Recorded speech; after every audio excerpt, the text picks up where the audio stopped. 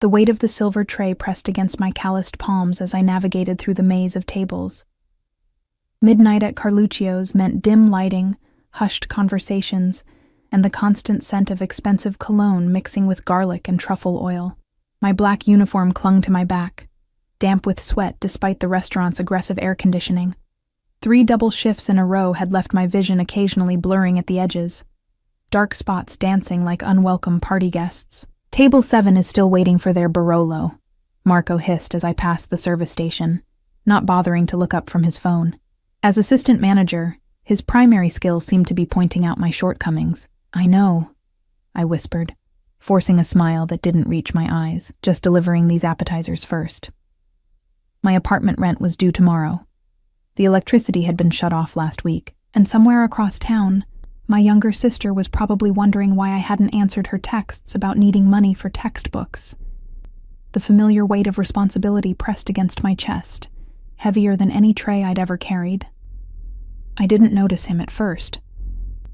Table 12 had been empty all evening, reserved but unoccupied, the kind of table Marco made sure remained pristine, just in case. Now, as I carefully arranged prosciutto-wrapped figs and arancini before a group of chattering businessmen, I felt it. The unmistakable sensation of being watched.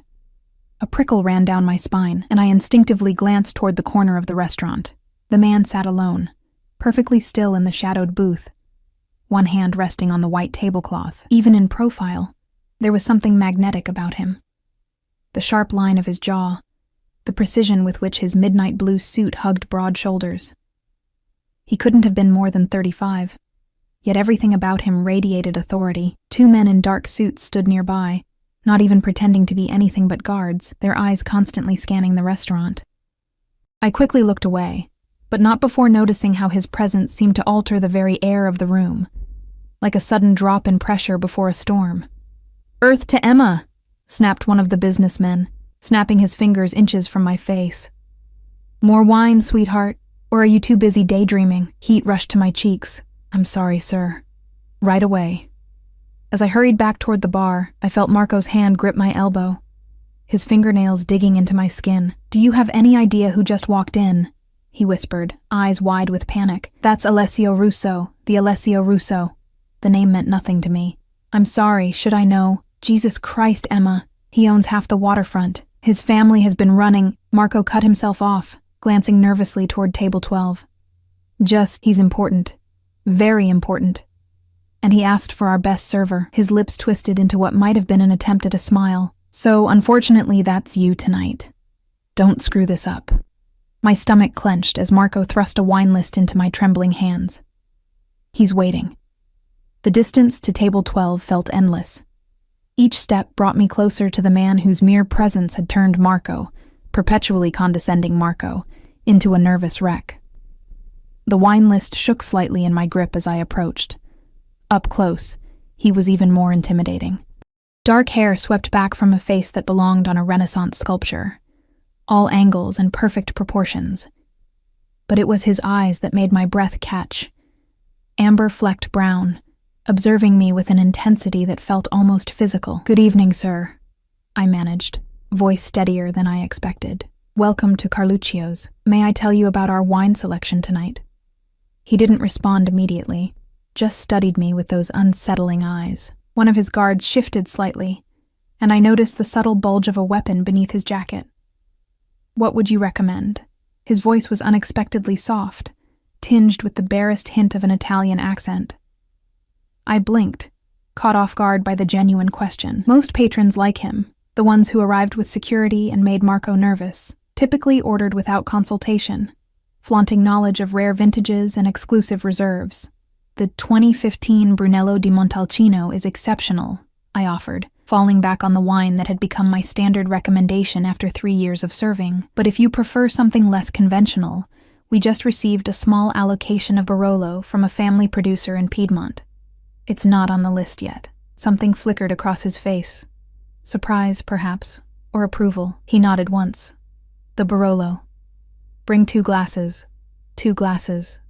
I glanced around, noticing for the first time that the table was set for 2, though he was alone. "Right away, sir." As I turned to leave, A wave of dizziness washed over me. I gripped the edge of a nearby chair, waiting for it to pass. 3 days of double shifts on 4 hours of sleep per night was catching up with me. Just a few more hours, I told myself. Just get through tonight. I returned with the wine, focusing intently on not spilling as I poured a taste for him. His eyes never left my face, even as he swirled the ruby liquid and took a careful sip. "You have good taste," he said, nodding for me to fill both glasses. "Sit." The command, delivered so casually, made me freeze mid-pour. "Excuse me?" "Sit," he repeated, gesturing to the empty chair across from him. "Please?" I glanced over at Marco, who was watching the interaction with undisguised horror. When our eyes met, he gave a small, frantic nod. "I'm afraid I'm still on shift, sir," I said carefully. The corner of his mouth twitched. "I wasn't asking your manager, I was asking you." Something in his tone made it clear this wasn't truly a request. With awkward movements, I lowered myself into the chair opposite him, hyper-aware of how out of place I looked.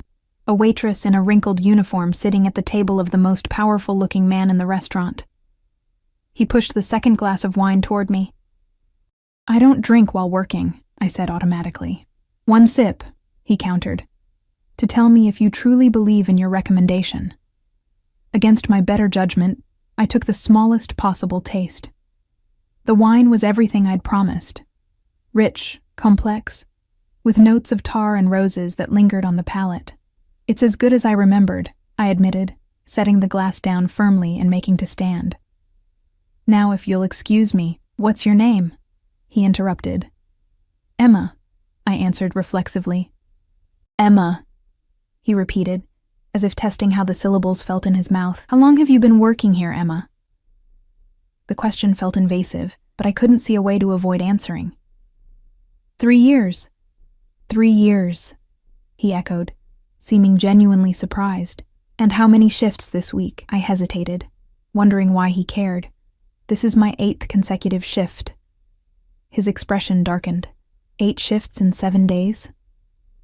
The room suddenly seemed too warm. Black spots danced at the corners of my vision again, and I gripped the edge of the table. "If you'll excuse me, I should check on your food order." I stood too quickly.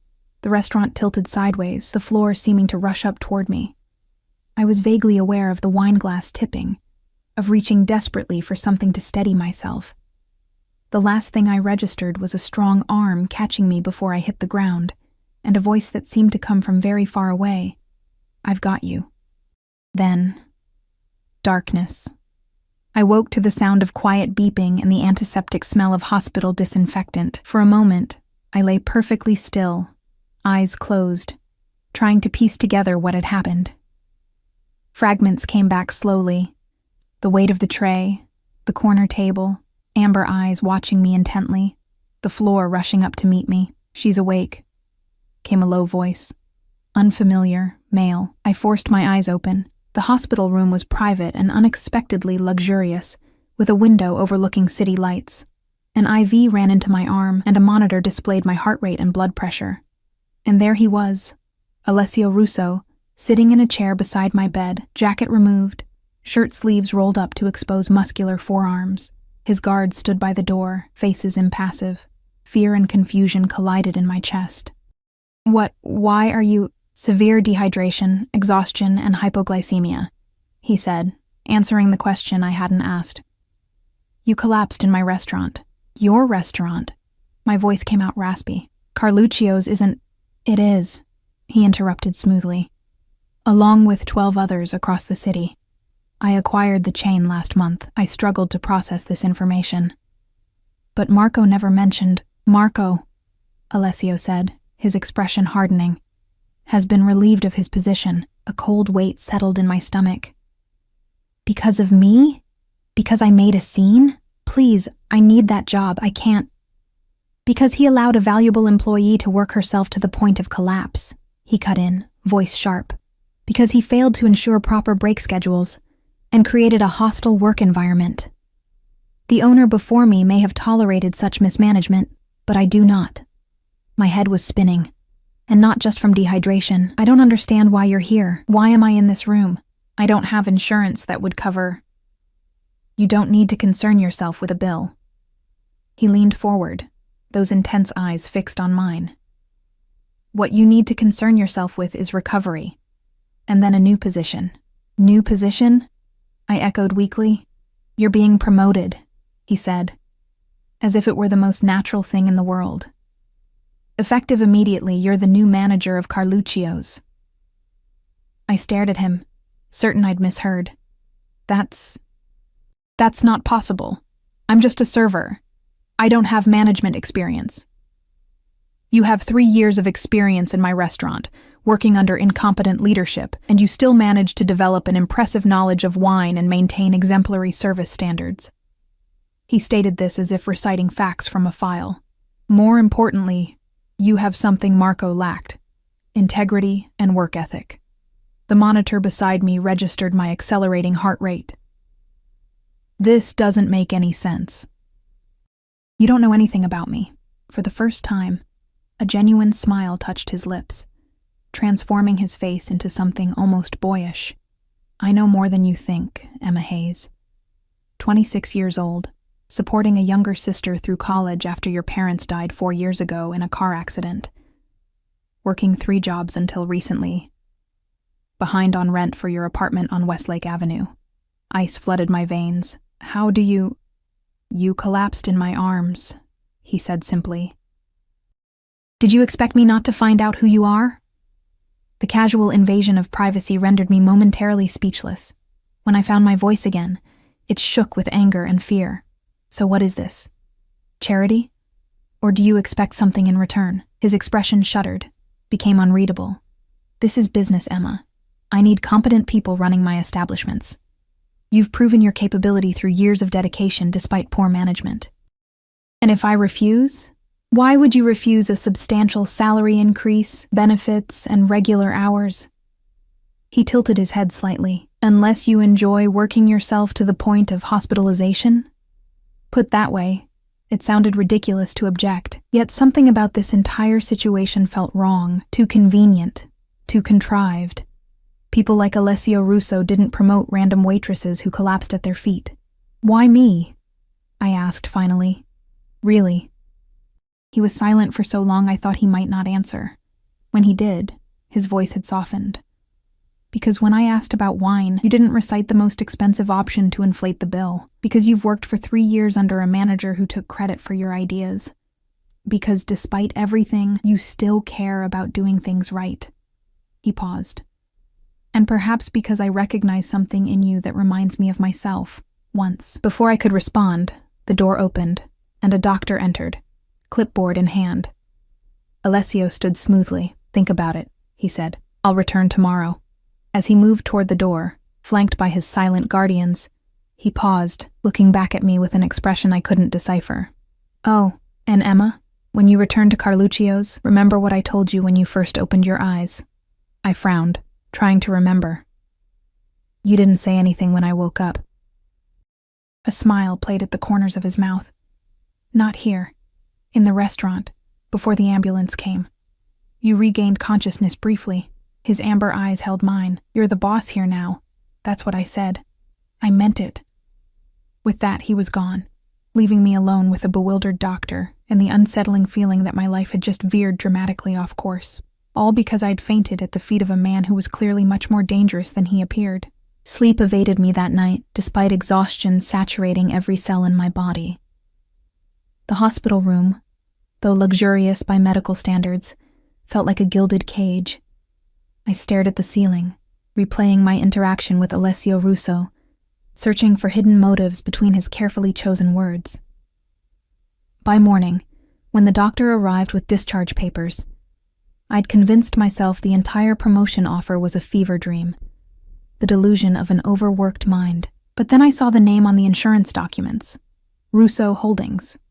You're good to go, Ms. Hayes, the doctor said, checking my vitals one last time, though I strongly recommend at least 3 days of rest before returning to work. Thank you, I murmured, accepting the papers with trembling hands. Did Mr. Russo leave any messages for me? The doctor's expression shifted subtly. He arranged for your transportation home. There's a car waiting outside. Sure enough, a sleek black Audi idled at the hospital entrance, a driver standing at attention beside the rear door. As I approached, clutching my bag of belongings, he nodded respectfully. "Ms. Hayes, Mr. Russo sends his regards and asks that you take the rest of the week to recover." He opened the door in a fluid motion. "He'll contact you on Monday regarding your return to Carluccio's." The leather seats enveloped me like butter as the car pulled away from the curb.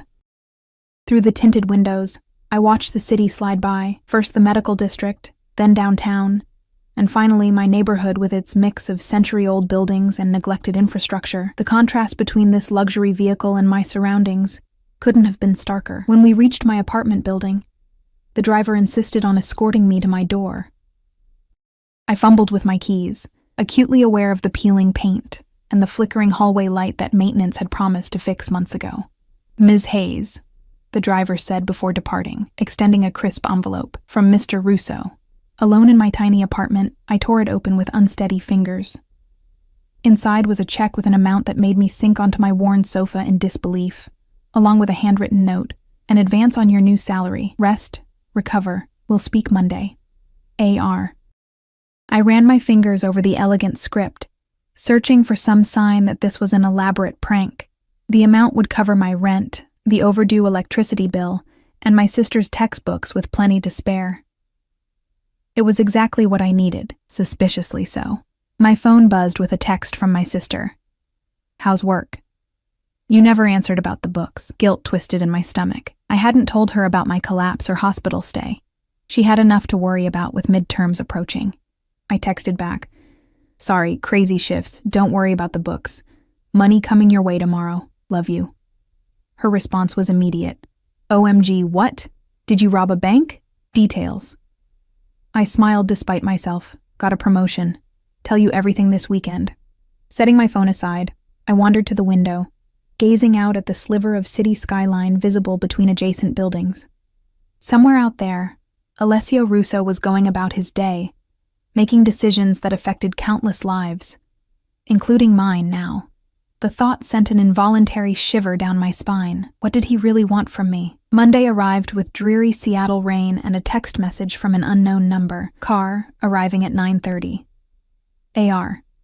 I'd spent the weekend oscillating between gratitude and suspicion, researching everything I could find about Alessio Russo. The results were frustratingly vague. Legitimate businessman, restaurateur, real estate investor.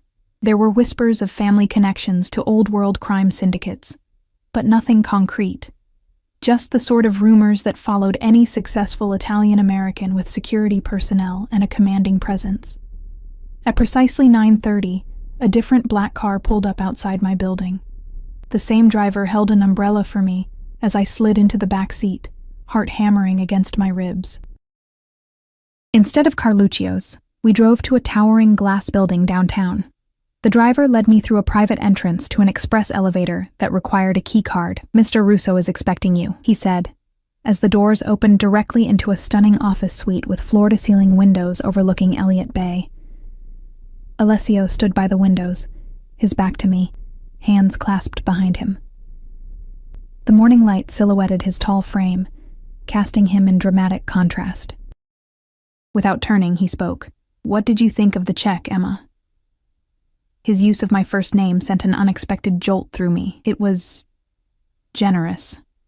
It was fair," he countered, finally turning to face me. Today he wore a charcoal suit that fit him as if it had been poured onto his frame. Perhaps even inadequate compensation for years of underpayment. I squared my shoulders, determined not to be intimidated in this tower of wealth and power. "Why am I here instead of at the restaurant?" He gestured to a seating area where a coffee service waited. "Because managing Carluccio's is only the beginning. Please sit." I perched on the edge of a leather armchair, declining the coffee he offered. "The beginning of what, exactly?" "Your new career." He sat across from me, completely at ease. "I'm restructuring the management of my restaurant group. I need people I can trust." "You don't know me," I pointed out, echoing my words from the hospital. "I know enough." His amber eyes studied me with that same unsettling intensity. "You have integrity, resilience, and exceptional observational skills. You recognize the quality of that Barolo without formal training. You've survived difficult circumstances without compromising your principles. You had me investigated, I said flatly. A slight smile touched his lips. Of course I did. I investigate everyone who works for me. I don't work for you yet. I haven't accepted anything, haven't you? He nodded toward my purse where the deposited check receipt lay. You cashed the advance. Heat rushed to my face. I have bills. That doesn't mean I've agreed to, Emma. The way he said my name, soft but commanding, halted my protest. I'm offering you opportunity, not obligation. If you wish to walk away, the door is there. Keep the money. Consider it compensation for your mistreatment under previous management. For a moment, I considered it, standing, walking out, returning to the life I knew. Difficult but predictable, safe in its own way. But then what? More double shifts? More choosing between electricity and proper meals? More watching my sister struggle while I worked myself into collapse? What exactly would this job entail? I asked finally. Something flickered in his eyes, satisfaction perhaps. Initially, managing Carluccio's, restructuring staff, improving service protocols, revitalizing the menu with the executive chef. Once that's running smoothly, overseeing the implementation of those changes across other locations. It sounded reasonable, challenging, but within the realm of possibility. And my qualifications? I pressed. I've never managed anything. You've been unofficially managing for years, picking up slack for incompetent supervisors. He leaned forward slightly. You know the business from the ground up. That's more valuable than an MBA with no practical experience. A thought occurred to me. Is this how you started, working your way up through restaurants? Something darkened in his expression, a shadow passing over those amber depths. My path was different. Family business. He didn't elaborate. The silence stretched between us, weighted with unspoken histories. Finally, I asked the question that had been haunting me since the hospital. Why me? Really? Out of all the people who work in your restaurants, why single out a waitress who happened to faint at your table?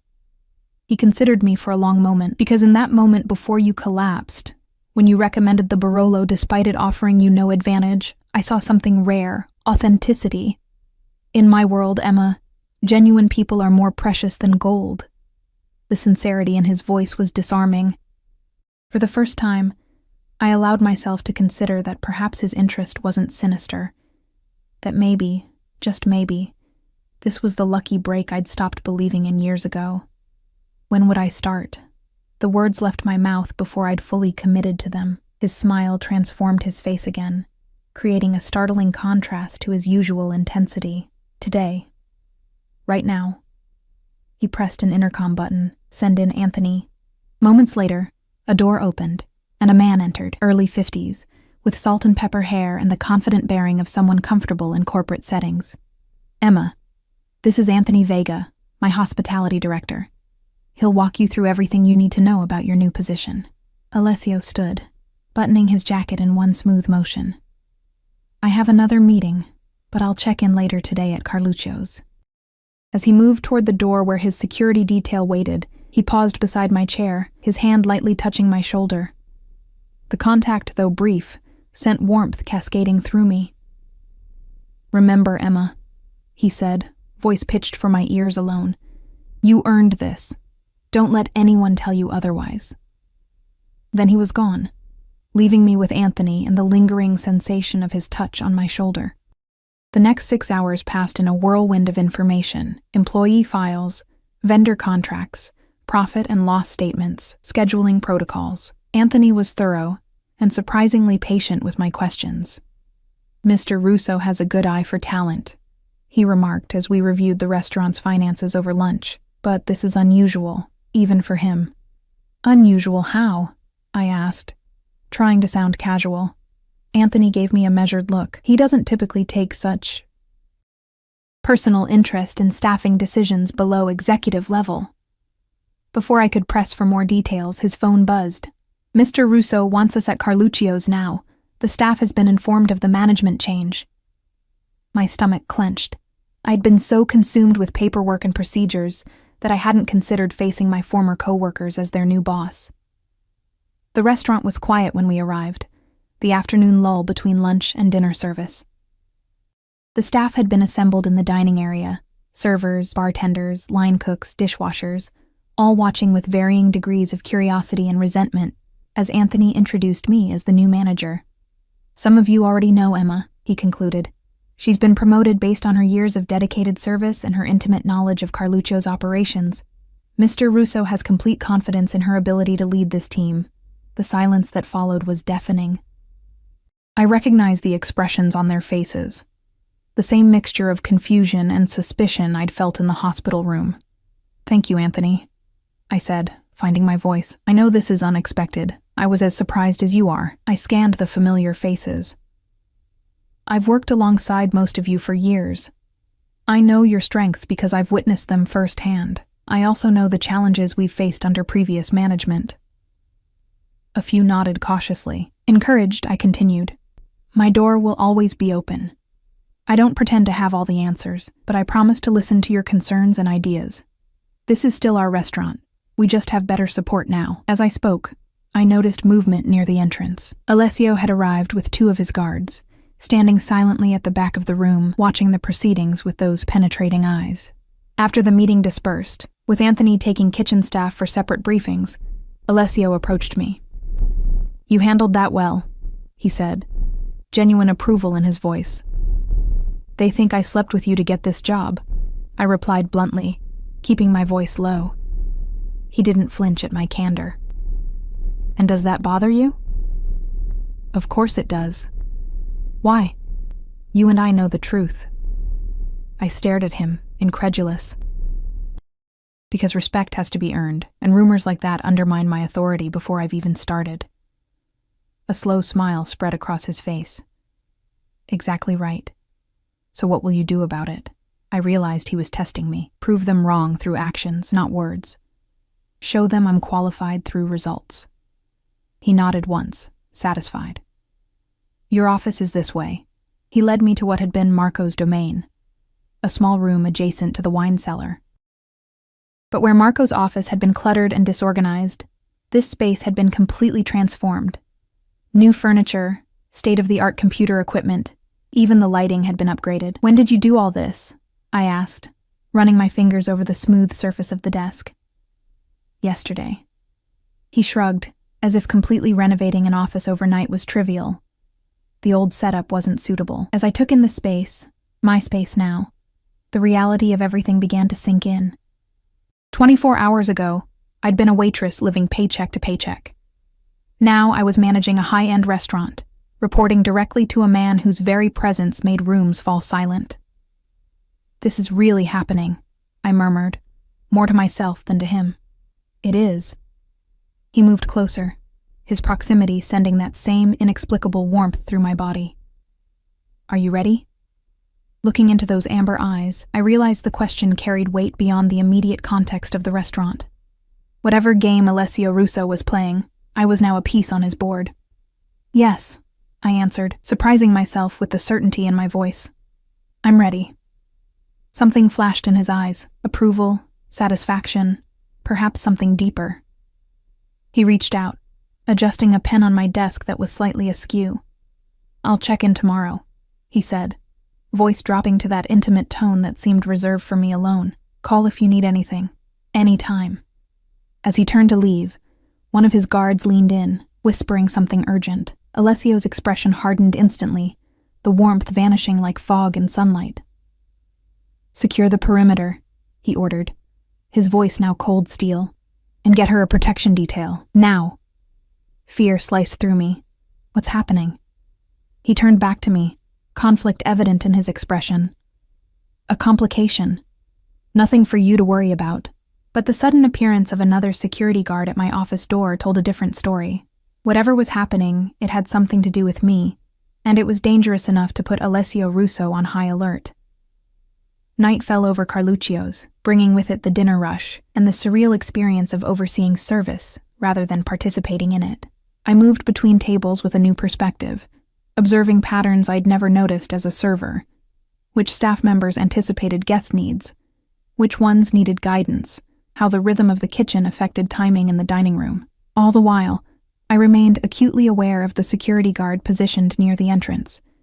His presence was subtle enough not to alarm customers, but obvious enough to remind me of Alessio's cryptic warning, "Emma." The hostess approached, her expression tense. "There's someone asking for you, says he's an old friend, but I don't recognize him." My pulse quickened. "Name?" "Michael Donovan. Said you'd know him." The name meant nothing to me. "What does he look like?" "Mid-30s, expensive suit. Very insistent." She hesitated, kind of intense. I glanced toward the security guard, who had already straightened, his hand moving subtly toward his jacket. "Tell him I'm in a meeting. Get his contact information." She nodded and hurried back to the front. Minutes later she returned, looking relieved. "He left when I asked for his number. Said he'd come back another time." The security guard was already on his phone, speaking in hushed tones. I caught fragments. Unknown male, claiming acquaintance, left premises. By closing time, my nerves were frayed from the combination of first-day stresses and the mysterious visitor. As the last customers departed and staff began cleanup, the guard approached. "Ms. Hayes, I've been instructed to escort you home tonight." "That's not necessary," I began, but his expression made it clear this wasn't a suggestion. "Mr. Russo was explicit about your safety." He handed me a small card with a number. "This connects directly to security. Mr. Russo asks that you use it if anything seems unusual." The drive to my apartment was tense, the guard constantly checking mirrors and scanning intersections. At my building, he insisted on escorting me to my door and checking my apartment before leaving. "Lock everything," he instructed. "Don't open for anyone you don't recognize." Alone in my apartment, I sank onto the sofa, the day's events crashing over me like a wave. My phone buzzed with a text from the unknown number I now recognized as Alessio's. "All quiet?" I typed back, "Yes." "Who is Michael Donovan?" The response came quickly. "No one you should concern yourself with. How was your first day?" The deflection was obvious, but I played along. Overwhelming. But good. "Thank you for the opportunity." 3 dots appeared, disappeared, then reappeared. "You're welcome. Get some rest. Car will arrive at 8:30 tomorrow." I stared at the message, trying to decipher the man behind these carefully measured words. Eventually, exhaustion won out, and I drifted into uneasy sleep. Morning brought rain again, washing the city in shades of gray. The promised car arrived precisely on time, but instead of the driver from yesterday, Alessio himself waited inside. "Good morning," he said as I slid into the back seat, surprise evident on my face. "I thought we might discuss strategy on the way." He looked immaculate as always, his tailored suit a deep navy that made his amber eyes more pronounced. A faint scent surrounded him, something expensive and subtle, like cedar and spice. "Strategy for what, exactly?" I asked, trying to ignore how the enclosed space of the car amplified his presence. "Managing potential obstacles." His eyes met mine, serious and direct. "Your promotion has created ripples." "Because of Michael Donovan?" I pressed. Alessio's expression remained neutral, but I noticed a slight tightening around his eyes. "Donovan is a business associate with whom I have differences of opinion. His appearance yesterday was a message to me, not you." "A message saying what?" "That he's aware of my interest in Carluccio's, and in its new manager." His gaze was penetrating. "Some people don't appreciate change, Emma, especially when it threatens established arrangements." "What kind of arrangements?" The question escaped before I could consider its wisdom. A shadow crossed his face. The previous management at Carluccio's had certain agreements with local entities. Favorable tables without reservations, special treatment for certain guests, cash transactions that didn't always reach the books. Understanding dawned. Money laundering? Among other things. He looked out the window, watching raindrops trace paths down the glass. "I've been cleaning up operations since acquiring the restaurants. Not everyone appreciates the new transparency." The implications sent a chill through me. "Am I in danger?" His eyes snapped back to mine. "No, not while you're under my protection."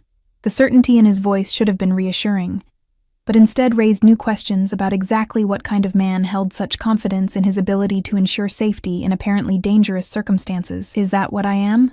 Under your protection?" The words came out more challenging than I'd intended. Something flickered in his expression. Surprise, perhaps, at my directness. Then, unexpectedly, he smiled. "You're under my employment, Emma." The protection is a courtesy I extend to all my key personnel, but the security detail, the personal texts, showing up this morning instead of sending a driver, that's standard for all your managers? The car slowed as we approached Carluccio's. Instead of answering immediately, Alessio studied me with those unsettling eyes. "No," he finally admitted. "That's not standard." Before I could pursue this revelation, his phone buzzed. He checked it, his expression darkening instantly. "Change of plans," he told the driver. "Take us to the penthouse office." "What's wrong?" I asked as the car smoothly reversed direction. "A situation that requires attention." His voice had shifted to that steel-cold tone from yesterday. "Nothing for you to worry about.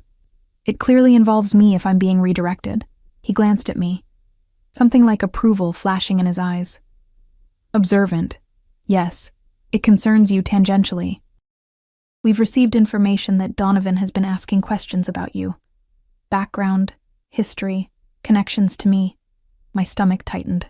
Why would he care about a restaurant manager? "Because you're not just a restaurant manager to him." Alessio's jaw tightened. "Your leverage." The remainder of the drive passed in tense silence. At the downtown building, we bypassed the office suite I'd visited yesterday, instead taking the elevator to the top floor, a penthouse that combined luxurious living space with what appeared to be a private command center. Men in suits moved with military precision, speaking in hushed tones. Multiple screens displayed what looked like security footage from various locations, including, I realized with a jolt, the exterior of my apartment building. "You've been watching my home?" I demanded, anger overriding fear. Alessio guided me to a quiet corner, his hand at the small of my back. "Since yesterday, for your protection, that's necessary," he cut in, voice firm but not unkind. "Donovan is not someone who respects boundaries." "And you do?" I challenged. His eyes darkened. "I respect what's mine." The possessive statement hung between us, charged and ambiguous. Before I could respond, a man approached with a tablet. "Sir, we've got confirmation. Donovan's men have been surveilling both the restaurant and Ms. Hayes' residence since Tuesday." Tuesday, the day I'd fainted, the day Alessio had first spoken to me. "Increase security at all locations," Alessio ordered. "And prepare the Harbor Island property." The man nodded and retreated. Alessio turned back to me, his expression grave. "Emma, I need you to listen carefully. Michael Donovan is dangerous, not in the way people think I am, with rules and codes, but unpredictably, personally dangerous. He sees my interest in you as an opportunity. Your interest in me," I repeated slowly. "What exactly is the nature of that interest, Mr. Russo?" Something shifted in his expression, a softening around the edges that transformed his face. "Alessio," he corrected gently. "And that's a conversation for another time." "No," I insisted, finding courage from somewhere deep inside. "That's a conversation for now. I've been swept into something I don't understand, with security guards and surveillance and mysterious threats. I deserve to know why." He studied me for a long moment, then nodded once. "Very well." He gestured to a seating area overlooking the bay. "The truth, then." We sat across from each other, the panoramic view of Seattle's waterfront spread before us like a living painting. Alessio leaned forward, elbows on his knees, hands clasped. "My family has been in this city for 3 generations, he began, voice quiet but intense. "We built businesses, created opportunities, protected our interests, sometimes by methods outside conventional law." "You're saying you're in the Mafia," I stated bluntly. A shadow of a smile touched his lips. "The media loves that term. The reality is more complex. My grandfather came from Sicily with certain traditions. My father continued some of those traditions while establishing legitimate enterprises. When I took control 5 years ago after his death, I accelerated the transition to completely legitimate operations. But not everyone approved, I guessed. No. Men like Donovan preferred the old ways, more profitable, less scrutiny. When I began acquiring businesses like Carluccio's and cleaning up their operations, It threatened arrangements that had existed for decades. And where do I fit into this? His amber eyes held mine. You were unexpected, Emma. I went to Carluccio's that night for a routine inspection of a new acquisition. I wasn't looking for anything beyond business, but then there was you. His voice softened. Exhausted, clearly underappreciated, yet still maintaining standards and integrity. When you recommended that Barolo instead of pushing the most expensive wine, I was intrigued. When you collapsed and I caught you, I felt... He paused, seemingly searching for the right word. Responsible? I suggested. Protective, he corrected. Then I learned more about you. Your history, your struggles, your unwavering support of your sister despite your circumstances. I recognized something in you that I value above all else. Loyalty, I said quietly. His eyes widened slightly. Yes, exactly. And strength, not the kind that dominates, but the kind that endures. So you promoted me because you admired my character? Partially. He hesitated. But there's more. When I help someone, truly help them, not just with money but with opportunity, I expect loyalty in return. I wanted you in my circle, Emma. I wanted someone I could trust running Carluccio's. And now? His expression shifted again, becoming more intense. Now, I want to keep you safe from Donovan, who sees my interest in you, however professional, as a vulnerability he can exploit. The pieces began fitting together, the security, the texts, the personal attention. You think he'll try to use me to get to you? I know he will. Alessio's voice hardened, which is why I need you to temporarily relocate to a secure property. You want me to go into hiding? I stared at him in disbelief. I have a job, the job you gave me. I have responsibilities, my sister, all of which can be managed remotely for a short time. He reached across the space between us, his hand covering mine. The contact sent warmth spreading up my arm. Emma, I wouldn't ask if it weren't necessary. The sincerity in his voice was disarming. I looked down at his hand on mine, strong, with an unexpected gentleness in his touch. How long? A few days, a week at most. Just until we resolve the situation with Donovan. And how exactly do you plan to resolve it? I asked, suddenly afraid of the answer. He withdrew his hand slowly. Legally. Despite what you may think, I don't resort to violence unless absolutely necessary. Donovan and I will come to an understanding. Something in his tone, a cold certainty, made me shiver. This man, with his elegant suits and refined manners, possessed a dangerous edge I was only beginning to comprehend. I need time to think, I said finally. He nodded, respecting my hesitation. Of course, but not too much time. Every hour increases the risk. As if to emphasize his point, one of his men approached urgently. Sir, we have movement at the apartment building. Alessio was on his feet instantly, moving toward the monitors. I followed, heart racing. On the screen, 2 men in unmarked maintenance uniforms were entering my building. The timestamp showed this was happening now, in real time. They're not building staff, confirmed the security officer. We checked the schedule. Alessio's expression hardened into something terrifying. Intercept them, now, he turned to me, all pretense of casual conversation gone. Pack a bag, you're leaving immediately. The cold command in his voice should have angered me. Instead, watching the strangers enter my building with unknown intentions sent fear coursing through my veins. What about my sister? I asked, voice barely above a whisper. His expression softened fractionally. Where is she? University of Washington. She lives in the dorms. He nodded to one of his men. Arrange protection for Ms. Hayes's sister. Discreet but thorough. Turning back to me, he added gently, She'll be safe. You have my word. It was strange how quickly I'd come to believe him when he spoke with that tone, as if his word was an unbreakable covenant. Okay, I said finally. I'll go to your safe house, but I want daily updates on my sister, on the restaurant, and on this situation with Donovan. A smile touched his lips, genuine, almost proud. Not many people make demands of me, Emma Hayes. I'm not asking for much. No, you're not. He stepped closer, his voice dropping to that intimate tone that seemed reserved for me alone. Which is why you'll get exactly what you've asked for, and more. The promise lingered between us, laden with meanings I wasn't ready to explore. Beyond the windows, rain continued to fall on Seattle, washing away the ordinary world I'd inhabited just days ago, before I fainted into the arms of a man who was rapidly becoming both my protector and my greatest unknown. The safe house was nothing like I had imagined.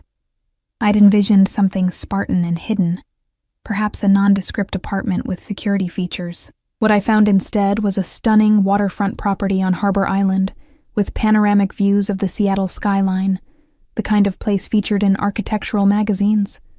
"This is your idea of lying low?"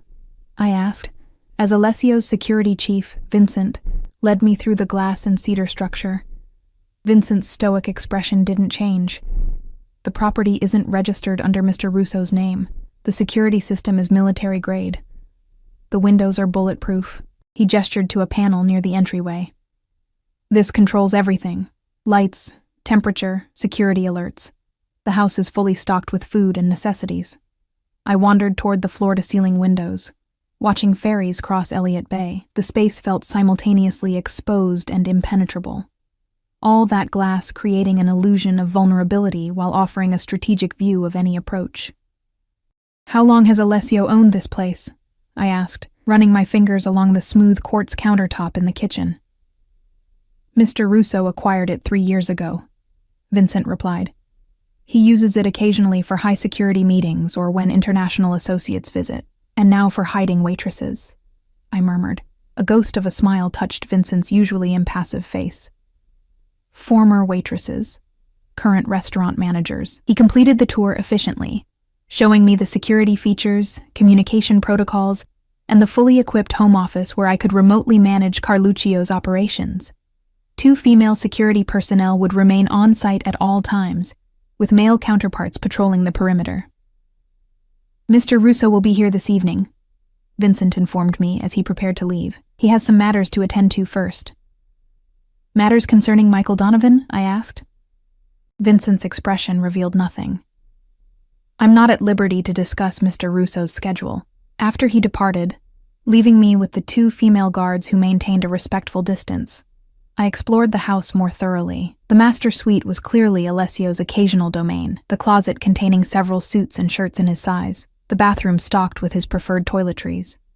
I'd been given the guest suite, which was luxurious in its own right but felt less personal. I found myself drawn to the bookshelves in the living area, scanning titles that ranged from Italian classics to modern business theory to, surprisingly, poetry. Running my fingers along the spines, I tried to construct a picture of Alessio from these fragments. The books he read, the art he chose for his walls, the space he created for himself away from the world. As sunset painted the sky in shades of amber and gold, colors that reminded me of his eyes, I settled at the desk in the home office and logged into Carluccio's systems remotely. Work would keep my mind occupied, distracted from the surreal turn my life had taken. I was deep in inventory analysis when I heard the security system announce an arrival. Moments later, Alessio appeared in the doorway, his tall frame silhouetted against the hallway light. He'd loosened his tie and removed his jacket, giving him a slightly less formal appearance than usual. "You're working," he observed, a note of approval in his voice. I closed the laptop. "It helps me think. How's my sister?" "Safe. We've assigned plainclothes security to her dormitory area." He moved into the room, perching on the edge of the desk. "She hasn't noticed them, and won't, unless there's a threat." "And my apartment?" His expression darkened. "The men were Donovans. They placed surveillance devices in your home." A cold shudder ran through me at the thought of strangers violating my personal space. What were they looking for? Information. Leverage. Anything to understand my interest in you. His jaw tightened. "They've been removed. Your apartment has been secured and cleaned of all devices. And Donovan?" Alessio's eyes met mine, his gaze steady. "We're meeting tomorrow." "To discuss what, exactly? Terms?" The single word carried weight, like a stone dropped into still water. "He needs to understand certain boundaries." "Boundaries concerning me?" Alessio studied me for a moment, as if deciding how much to reveal. Yes, among other business matters. I stood, suddenly unable to remain still. This is insane. A week ago I was a waitress with normal problems. Bills, exhaustion, a crappy boss. Now I'm in a safe house because a Mafia boss is meeting with his rival about… What? Ownership rights to me? You are not property, Emma, Alessio said sharply, standing as well. No one owns you. Then what am I? Why am I here? Why does Donovan care about me? Alessio stepped closer, his proximity sending that now familiar warmth through my body despite my agitation. You're here because I protect what matters to me. Donovan cares because he's observed my attention toward you, and in our world, personal connections can be weaponized. Is that what I am to you? A personal connection? The question emerged more vulnerable than I'd intended. His amber eyes darkened as they held mine. What do you think? I think you're not someone who acts without purpose, I said carefully. Every move is calculated. The question is, what's the calculation that brought me here? A hint of a smile touched his lips. Not everything I do is calculated, Emma. His voice dropped lower. Some things are instinctive. The word hung between us, charged with meaning. I became acutely aware of our proximity, of the subtle scent of his cologne, of how the fading daylight cast shadows across the planes of his face. Like catching me when I fell, I said softly. Like that, he agreed. And like this. His hand rose slowly, giving me ample time to step away if I wished. When I remained still, he gently tucked a strand of hair behind my ear, his fingers lingering against my cheek. The touch was feather-light, but sent electricity coursing through me. I should check on dinner, he said suddenly, withdrawing his hand. You must be hungry. The abrupt shift left me momentarily disoriented. Yes, I could eat. In the kitchen, Alessio moved with unexpected confidence, retrieving ingredients from the refrigerator and pantries. I watched in surprise as he efficiently chopped vegetables and heated olive oil in a pan. You cook? I couldn't keep the surprise from my voice. He glanced up with a genuine smile that transformed his usually serious face. My mother insisted all her children learn. She said a man who can't feed himself is always at someone else's mercy. Your mother sounds wise. She was. A shadow crossed his expression. Cancer. 8 years ago. I'm sorry. The simple condolence felt inadequate, but his nod of acknowledgement suggested he understood the sentiment behind it. As he continued preparing what appeared to be a traditional Italian pasta dish, I gathered the courage to ask more personal questions. You said children. Do you have siblings? A brother and sister, both younger. He added garlic to the pan, the aromatic scent filling the kitchen. My brother runs our legitimate businesses on the East Coast. My sister is a doctor in Chicago. Far from the family business, I observed. By design. I wanted her completely separate from our world. He glanced at me. My father disagreed. It was our first major conflict when I took over. I leaned against the counter, watching his confident movements. You took over young, didn't you? 28? Too young, many thought. He worked as he spoke, his hands never idle. My father's death was unexpected. Heart attack during a business dinner. That must have been difficult. He was quiet for a moment, focused on the task before him. It was complicated. My father and I had different visions for the future of our enterprises. His death forced an acceleration of changes I had planned to implement gradually. Changes like legitimizing operations? His eyes met mine, sharp and assessing. Yes. My father believed in traditional methods. I saw a future where our strength came from legitimate power. Real estate, hospitality, shipping, and others, like Donovan, preferred your father's ways, precisely. He drained the pasta, combining it with the sauce in a practiced motion. Michael Donovan was my father's contemporary. He views my reforms as weakness, my legitimate businesses as distractions. And me? Alessio paused, wooden spoon in hand. You he views as evidence of a fatal flaw, sentiment. In his world, caring for someone is tantamount to creating a hostage. The blunt assessment sent a chill through me. Is he right? Alessio resumed his cooking, his movements more measured now. There was a time when I would have agreed with him. When I first took control, I kept everyone at a distance. No serious relationships, no close friendships outside the family, nothing that could be leveraged against me. And now? I pressed. He plated the pasta with the precision of a chef, garnishing it with fresh herbs. Now I'm beginning to think that approach has its own cost. Isolation may prevent certain vulnerabilities, but it creates others. We moved to the dining table, where he poured wine. A Barolo, I noted with a small smile, and we began to eat. The pasta was exceptional, rich with flavors that spoke of authentic Italian cooking. "This is amazing," I admitted after several bites. He looked pleased. "My mother's recipe. She was from a small village outside Naples."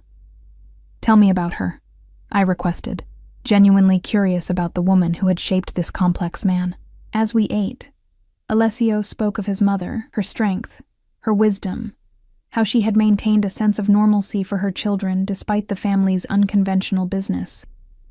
He described Sunday dinners where business was forbidden as a topic, and how she had insisted he attend university, despite his father's belief that practical experience was more valuable. "She would have liked you," he said suddenly, catching me off guard. "Why do you say that?" "Your resilience. Your loyalty to your sister." His eyes held mine. "Your refusal to be intimidated by power." I laughed softly. "Is that what you think? That I'm not intimidated by you? Are you?" The question was genuine. His head tilted slightly as he studied me. I considered it honestly. "I'm cautious, aware of who you are, what you represent. But no, not intimidated in the way you mean. Explain." I traced the rim of my wine glass, gathering my thoughts. "You have power. Obvious power. Security details, properties like this, the ability to make people disappear from jobs overnight. But power itself doesn't frighten me.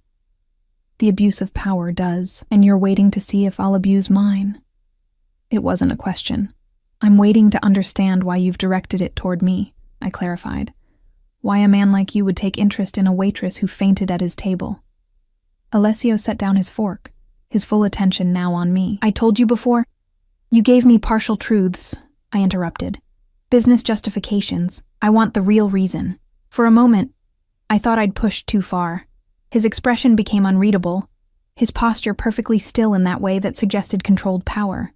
Then, surprising me, he smiled. "You're remarkably direct for someone in your position." "My position being under my protection," he supplied. "Most people would be more deferential." "If you wanted deference, you chose the wrong waitress to catch." His laugh was unexpected and genuine, transforming his face completely. "Evidently." He refilled our glasses, his movements elegant and precise. "The real reason, then." He leaned back, amber eyes holding mine. "When you collapsed and I caught you, something shifted. You were vulnerable but not weak. There's a difference. I found myself concerned for you in a way that went beyond the professional. When I learned more about you, your circumstances, your character, that concern deepened." "Into what?" I asked softly. "Interest. Admiration." He paused, then added with careful precision, "Desire." The word hung between us, charged and dangerous. My heart accelerated, blood rushing to my face. "That's a complication neither of us needs," I managed finally. "I agree," he said, surprising me again, "which is why I created a professional framework for our association. The promotion was merited, your qualifications are genuine, but I won't pretend my personal interest didn't accelerate the process." His honesty was disarming. "And now? What do you want from me now, Alessio?" The use of his first name seemed to please him. "Right now? Your safety. Beyond that." He hesitated. "I want the chance to know you better, without pressure or expectation. At your pace, not mine." It was perhaps the most normal thing he'd said to me, a request that could have come from any man interested in any woman. Yet coming from him, with his power and position, it carried different weight. "And if I say no, then you remain Carluccio's manager, with all the benefits and security that entails, for as long as you wish. Your career path would be determined by your performance, not your personal choices." I studied him, searching for signs of deception or manipulation. You'd accept that? Just a professional relationship? I wouldn't like it, he admitted with unexpected candor. But yes, I would accept it. What I won't accept is putting you at risk because of my interest, which is why you're here until the situation with Donovan is resolved. Before I could respond, his phone buzzed. He checked it, his expression immediately hardening. What's wrong? I asked, recognizing the shift. Donovan has moved up our meeting tonight. He stood, already messaging someone on his phone. I need to go. Anxiety twisted in my stomach. Is that safe? His expression softened momentarily. Your concern is noted. He hesitated, then added, Stay in the house. The security team has instructions. I'll return as soon as I can. As he moved toward the door, I followed. Alessio, I called, stopping him. Be careful. He turned, something intense flickering in his amber eyes. Always. Then, with a nod to the security team, left alone with the remains of our dinner and 2 silent guards maintaining a respectful distance, I moved to the windows, watching his car disappear into the night. The Seattle skyline glittered across the water, beautiful and distant, like the normal life I'd inhabited just days ago. Whatever happened at that meeting with Donovan would determine not just Alessio's fate, but mine as well. Our lives had become entangled in ways I couldn't have imagined when I'd first looked up to see those amber eyes watching me across Carluccio's dining room. I touched the window, cool glass beneath my fingertips, and wondered if I'd made a terrible mistake in allowing myself to be drawn into Alessio Russo's dangerous, seductive world, or if, perhaps, it was the first right decision I'd made in years. Sleep eluded me as midnight came and went with no word from Alessio. I paced the living room, checking my phone obsessively, jumping at every distant sound that carried across the water. The female security guards maintained their vigilant positions, their calm professionalism offering little reassurance. Does he often do this? I finally asked one of them. Diane. She'd introduced herself earlier. Her expression remained neutral. Mr. Russo handles high-stakes negotiations personally. Sometimes they run long. But is he usually out of contact? A slight softening around her eyes betrayed a hint of sympathy. He'll be back, Ms. Hayes. He always is. The always struck me. How many nights had his security team spent waiting for his return from dangerous meetings? How many times had he walked into rooms with men like Donovan, where power and threat hung in the air like invisible smoke? Near 2 a.m, I'd worn myself out with worry and curled up on the sofa, wrapped in a cashmere throw I'd found in a cabinet.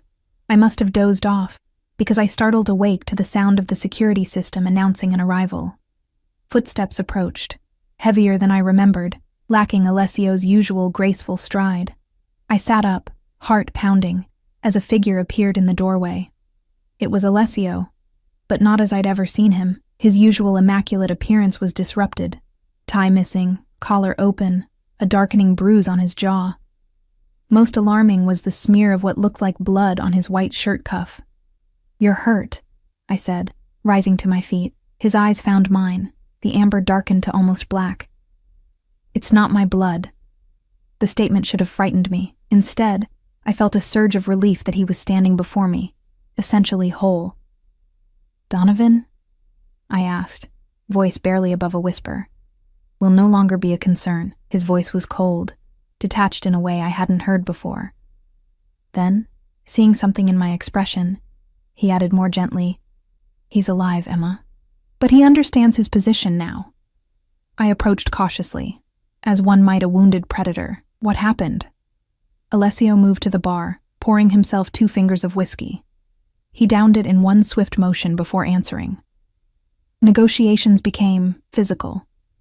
It happens occasionally in my line of work. You fought him? A humorless smile touched his lips. Let's say we had a forceful exchange of perspectives, facilitated by our respective security teams.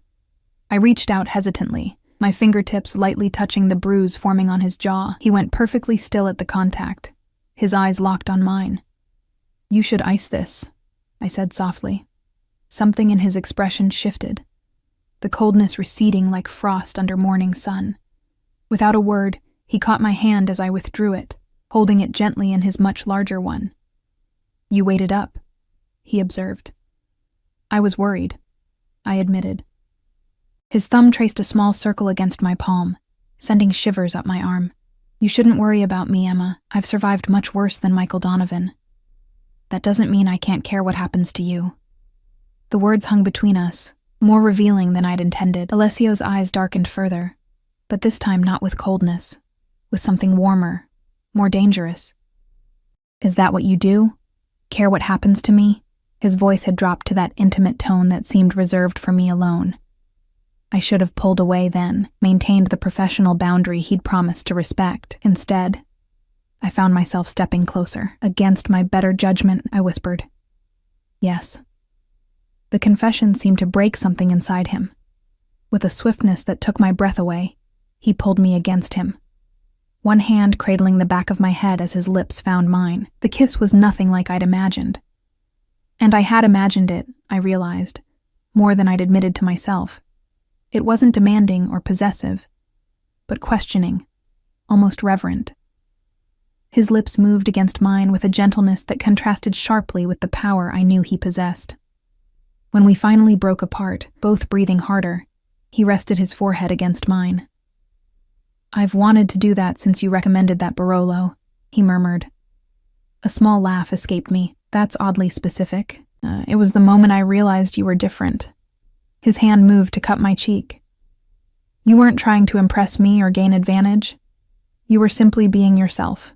I didn't know who you were, I reminded him. Exactly. His thumb brushed my lower lip. No pretense. No fear. Just you. With your tired eyes and your perfect wine recommendation and your refusal to be anything but authentic. I placed my hand over his, my mind racing with the implications of what was happening between us. This complicates everything. Everything worth having is complicated, Emma. His eyes held mine, serious and intent. The question is whether you want to explore those complications with me. The sincerity in his voice gave me courage. What happens if I say yes? What does that look like, with someone like you? It looks like whatever we decide it should. He tucked a strand of hair behind my ear. I'm not offering a contract with predetermined terms. I'm offering a beginning with a man who comes home with blood on his shirt and bruises on his face, I pointed out. His expression sobered. I won't pretend to be something I'm not. My world has edges most people never see, but I can promise you this, with you, I will always be honest. I will always protect you, and I will never ask you to compromise who you are. His words resonated deep within me. After years of struggling alone, of putting everyone else's needs before my own, the promise of protection, of being valued for exactly who I was, held a seductive appeal I couldn't deny. When can I go back to my apartment? I asked, changing the subject slightly. If he was disappointed by my deflection, he didn't show it. Tomorrow, if you wish. Donovan has agreed to certain terms that ensure your safety. And my sister? Protected, as promised. Though she can be told it's a university security initiative if you prefer, she doesn't know the truth. I nodded, grateful for his understanding. And Carluccio's? Awaits its manager's return. A slight smile touched his lips. Though Anthony reports you've been remarkably effective even from here.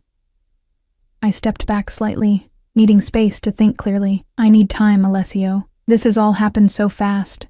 The promotion, Donovan, this place, us. I need to find my footing.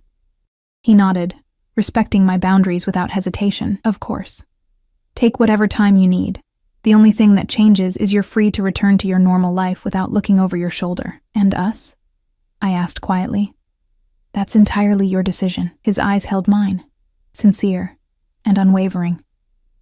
My interest hasn't changed. My patience hasn't wavered. If you're ready to explore what's between us, I'll be here. The promise in his voice sent warmth spreading through me. I reached up, gently touching the bruise on his jaw once more. You should really ice this. He caught my hand again, pressing a kiss to my palm, if you insist. 3 weeks later, Carluccio's was transformed. Under my management, with Alessio's backing, we'd implemented changes that had dramatically improved both service and profitability. Staff who'd initially resented my promotion had become allies as they witnessed my commitment to fairness and excellence. I'd moved to a new apartment, more secure, closer to the restaurant, with a spare room for when my sister visited. Alessio had offered to help with the expense, but I'd insisted on paying my own way, accepting only the salary that came with my legitimate position. We'd settled into an unexpected rhythm, professional during the day when he occasionally visited the restaurant, personal in the evenings when we would sometimes share dinner, talking for hours about everything and nothing. True to his word, he never pushed, never demanded, simply offering his company and his undivided attention when our schedules aligned. I learned more about him with each encounter. His passion for restoring vintage Italian motorcycles, his unexpected knowledge of Renaissance art, his habit of reading poetry late at night when sleep evaded him. He learned about me, too, my dreams of someday opening my own small cafe, my collection of vintage cookbooks, my weakness for 1940s film noir.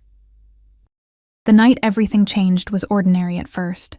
Carluccio's had just closed after a busy Friday service. I was in my office reviewing the night's receipts when a knock came at my door. Alessio stood there, elegant as always in one of his impeccable suits, a small wrapped package in his hand. "I thought you were in New York until Sunday," I said, unable to hide my pleased surprise. "I concluded business early," he entered, closing the door behind him. "I wanted to give you this in person."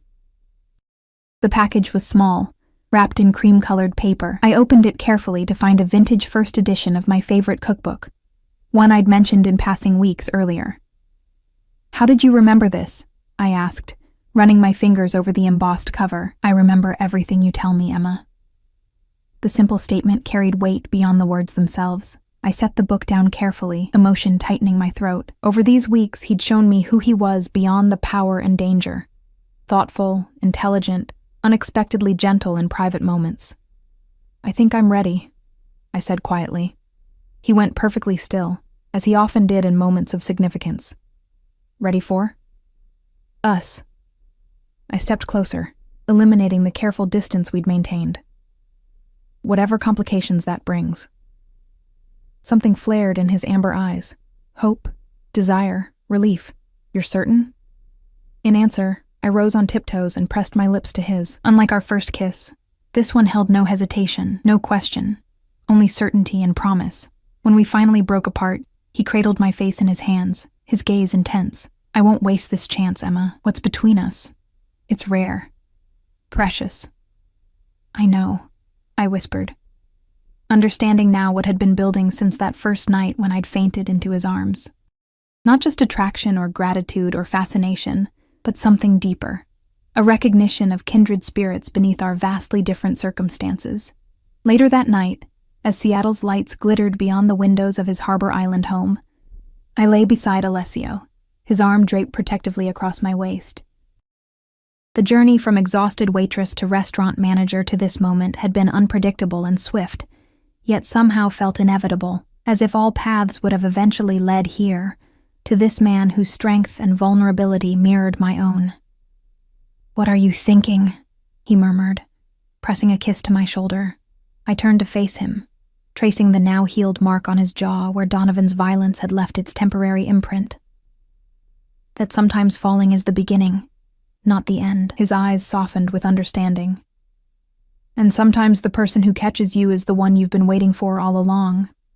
As his lips found mine once more, I surrendered to the truth of what we'd become. Two souls who had recognized in each other not just desire or advantage, but possibility. The world outside, with all its dangers and complications, would still be there tomorrow. But tonight, in the arms of the man who had seen my value when I was invisible to everyone else, I had found something I never expected when I fainted from exhaustion that fateful night. Not just a new beginning, but a home.